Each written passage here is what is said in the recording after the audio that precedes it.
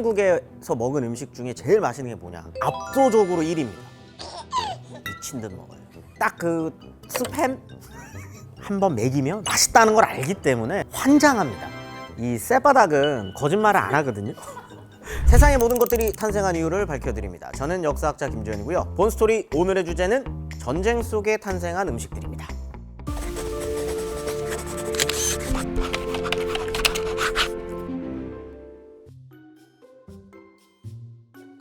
중국집 가셔서 짜장면이라 짬뽕 먹을 때 혹시 뭐랑 같이 드시나요? 이 메뉴가 좀 빠지면 서운할지도 모르겠습니다. 바로 새콤달콤 소스랑 같이 먹는 탕수육입니다. 입에 착착 달라붙는 달짝지근하고도 고소한 고기튀김의 맛은요, 의외로 여러 전쟁들을 통해서 우리 식탁까지 오게 됐습니다. 이 탕수육의 유래로 많이 알려진 얘기가 몇 가지가 있는데요. 그 중에 하나는요, 19세기 청나라가 영국과의 아편전쟁을 했던 그 시절을 이야기하곤 합니다. 이 전쟁 직후에 청나라가 크게 패한 다음에 영국인들이 중국 땅에 들어와가지고 자리를 잡기 시작했잖아요. 특히 조약을 통해 개항된 이 5개 항구 도시랑 이 영국령이 된 홍콩 같은 도시가 이 영국 사람들의 주요한 정착지가 됐었습니다. 그런데 영국인들이요, 청나라에 정착하려고 보니까 큰 문제가 있었습니다. 바로 이 지역의 음식들이 입맛에 안 맞아도 너무 안 맞았던 겁니다. 저도 못 먹어요.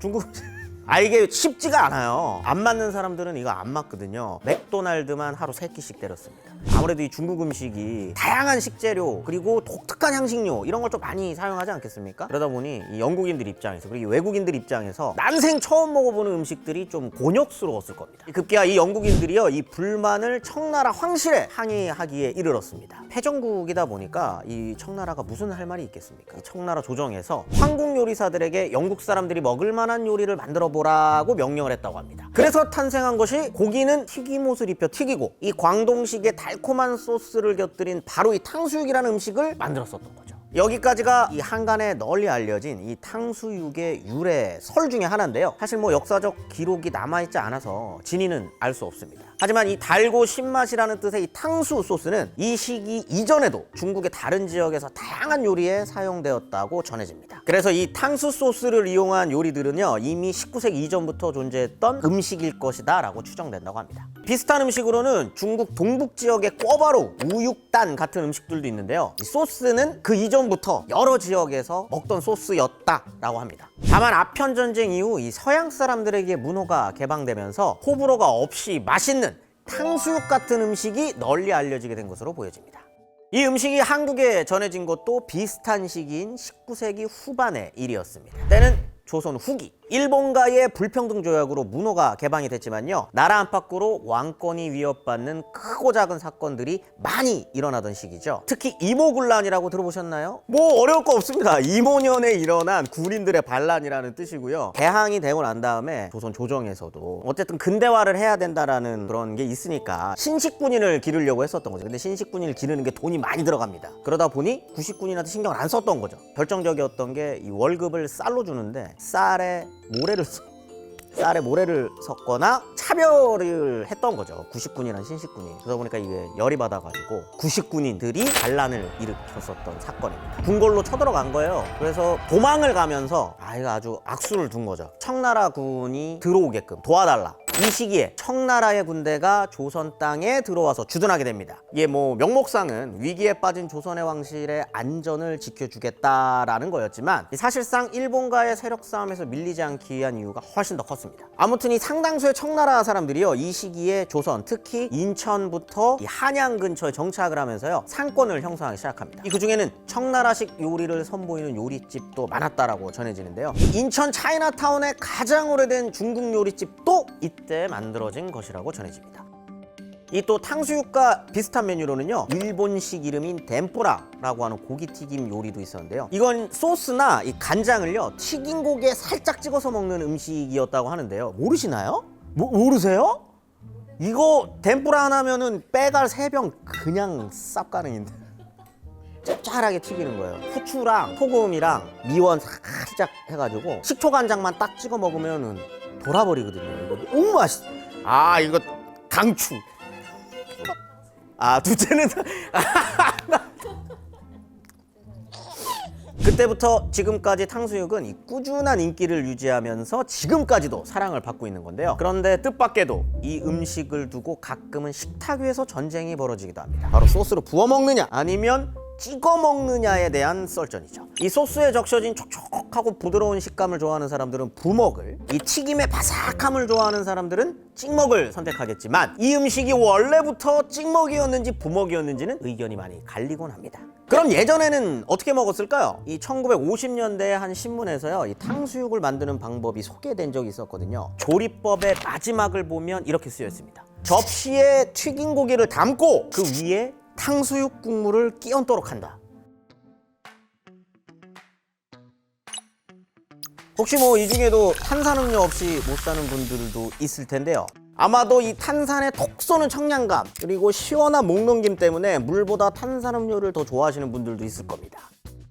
실제로 한국 국민들이 탄산음료를 소비하는 양은 점점 늘어나는 추세라고 하는데요. 통계를 보니 3년 전인 2020년에는 한 해에만 12억 7,300만 톤을 소비했다고 합니다. 그 중에서도 1위는 단연 코카콜라가 차지하고 있습니다. 이 코카콜라의 인기는 지금도 독보적입니다만 대략 100년 전쯤에도 마찬가지였습니다. 특히 코카콜라사가요, 1928년 암스테르담 올림픽에 출전한 미국 선수들에게 이 자사의 음료를 제공했는데요. 그 계기로 코카콜라라는 음료가 전 세계인들에게 알려지게 됩니다. 그 중에서도 이 독일은 코카콜라를 미국 다음으로 많이 마시는 나라로 자리매김하게 됐습니다. 그래서 독일 전역에는 43곳의 코카콜라 제조 공장이 있었고요. 1939년쯤에는 독일 국민들이 연간 400만 병 이상의 콜라를 소비하기도 했다고 합니다. 그런데 아돌프 히틀러가 독일의 정권을 잡으면서 나치가 집권하게 되고요. 제2차 세계대전이 벌어지게 됐습니다. 전쟁 중에 이 코카콜라는요, 군인들에게 식수만큼이나 아주 중요한 음료였습니다.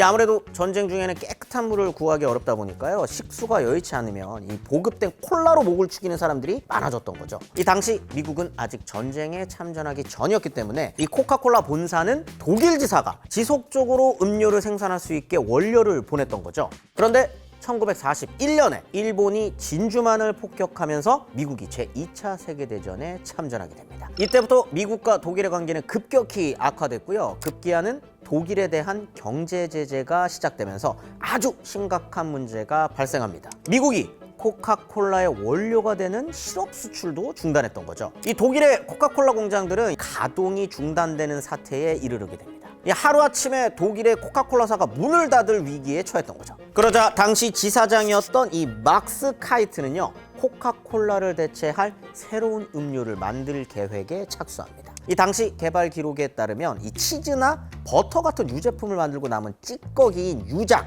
그리고 과일 껍질이나 과일즙, 사탕, 무 이런 것들을 넣어서 음료를 만들고 여기에 탄산가스를 주입해서 완성했다고 전해집니다. 그렇게 탄생한 음료가 바로 환타입니다. 아무래도 전쟁 중에 풍족하지 않은 식재료 수급을 감안해서요, 다른 식품들을 만들고 버려지기 쉬운 재료들을 혼합해서 만들게 된 듯합니다. 판타지, 환상이라는 뜻의 단어에서 앞글자를 따 환타라고 부르게 된 이 음료는 출시 직후부터 코카콜라만큼이나 국민적인 사랑을 받았다고 합니다. 이 시절의 환타는 오늘날의 환타와 전혀 다른 맛이었다고 합니다. 이 단맛도 지금보다 훨씬 적었고요. 환타가 만들어지는 제조 지역에 따라 구할 수 있는 과일의 종류도 너무나도 달랐기 때문에 어느 한 가지 맛으로 특정되어 판매되지는 않았다고 전해집니다. 이 독특한 점은요, 당시 사람들이 이 환타를 음료로만 마시는 게 아니라 이 요리할 때도 많이 사용했다고 하는데요. 전쟁으로 설탕 배급이 적어지다 보니까 이 당분이 필요한 요리에 설탕 대신 환타를 사용했던 거죠. 어쩌면 이 과거에 이런 탄생 비하가 있었기 때문에요, 지금도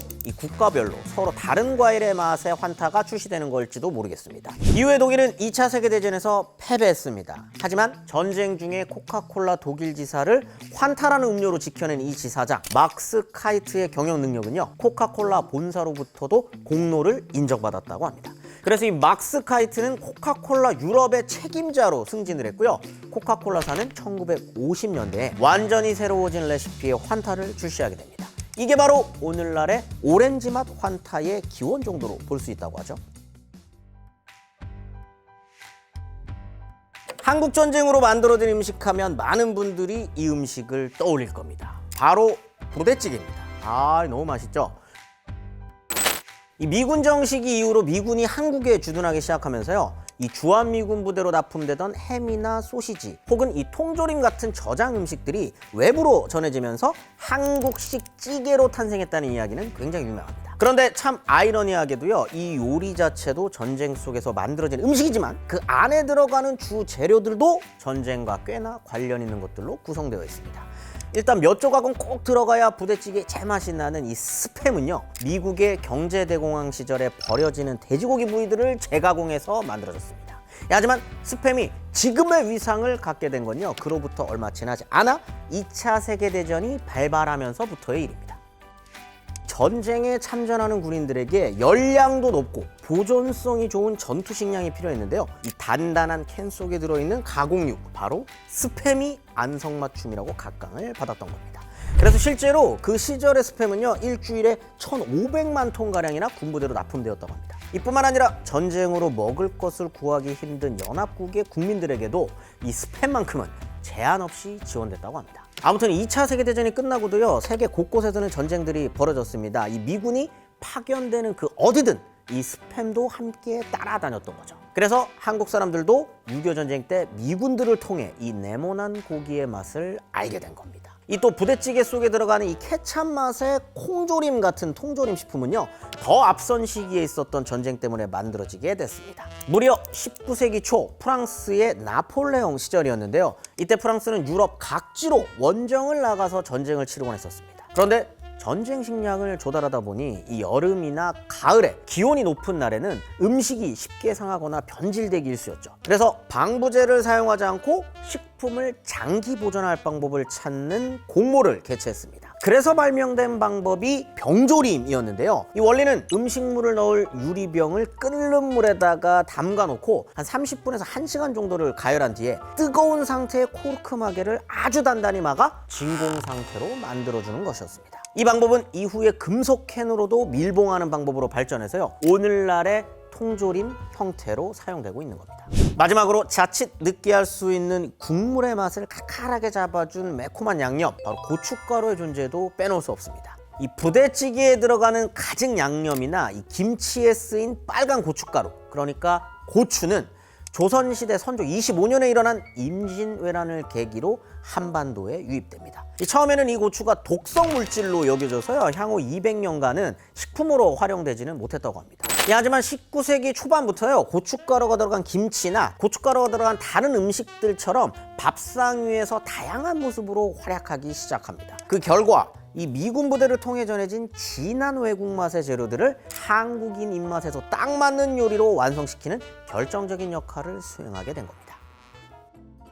오늘 소개해드린 것보다 더 많은 음식들이 전쟁을 통해 탄생했고요, 또 지금까지도 우리 식탁에서 사랑받으며 존재감을 드러내고 있습니다. 다행히도 이제는 고통스러웠던 전쟁 때문에 기억나는 음식이 아니라 이 각자의 추억이나 소중한 사람들로 기억나는 음식이죠. 혹시 여러분들도 전쟁 속에서 탄생한 음식들에 대해 알고 계시거나, 그리고 그 음식에 얽힌 추억들이 있다면 댓글로 많은 이야기 남겨주시고요, 저는 다음 주에 다시 돌아오겠습니다.